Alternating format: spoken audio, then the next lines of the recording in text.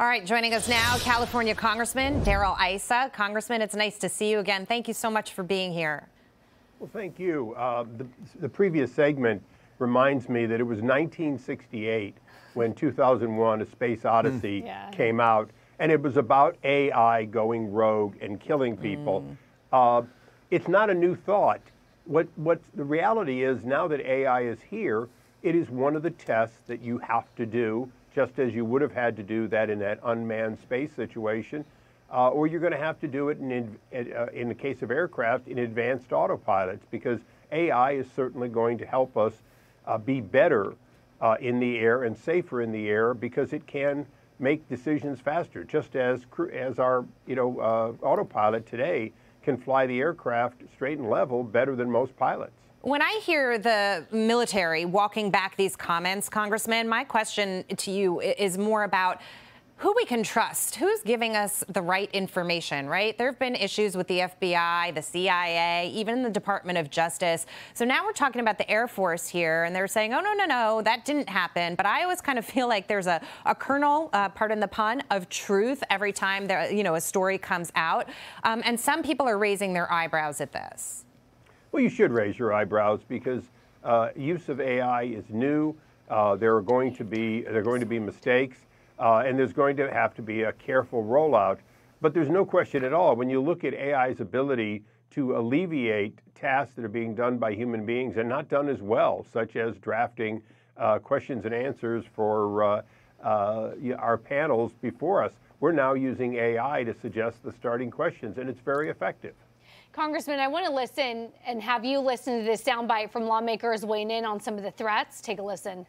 This is an area of life that needs to have some guidance and regulatory oversight. When you're starting to replace jobs, the American people should be concerned about that. One thing I hope doesn't happen is a typical knee-jerk reaction from Washington to say they have a solution when really what they have are smoke and mirrors. By 2030, this country is going to look a lot different, but we're going to need a lot higher skilled workers. Let's work hard like we did when we decided we wanted to go to the moon, and our entire nation put our strength behind it. We got there. I want to talk to you about the comments on higher skilled workers. A lot of people in the industry would say AI isn't going to take your job. The people who know how to use AI, they will take your job. How are you thinking about this and training for higher skilled workers to take on this task? Well, look, the history of destroying jobs through greater efficiency and creating new jobs that pay better and have a better quality of life goes all the way back to agriculture and the Industrial Revolution. So I'm not afraid of it at all. There's no question, though, that we do have to realize that the skill set of the future is going to be more and more managing AI and other decisions, and that's okay. If the mundane is done by a machine, just as today only 2% of people are involved in agriculture, and it used to be 90%, because machines have made agriculture efficient and effective. The same thing is going to be true in a myriad of other areas, and we should celebrate that. Congressman, we have just about 30 seconds left, but I got to ask you about Elon Musk in China. He's been there on a tour, tweeting praise for Shanghai workers, calling them excellent, which may be the case. But, I think about China-U.S. relations. The idea has been decoupling or de-risking or becoming less reliant on China. And yet I'm watching all these CEOs go there, Congressman, and I'm wondering, are you concerned that we're getting more deeply dependent on China when we should be going the other direction?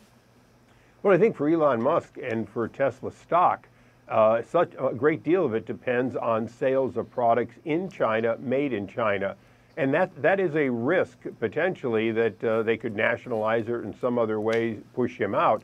But he was there for a good reason, not because he depends on China for goods nearly as much as he depends on China for sales. When you look at Tesla, they've set up their batteries and their production in the U.S. to a great extent separate from their Chinese operations, which he's counting on a lot as the future of this car company. All right, Congressman Issa, we got to leave it there. Thank you for being with us. We appreciate it.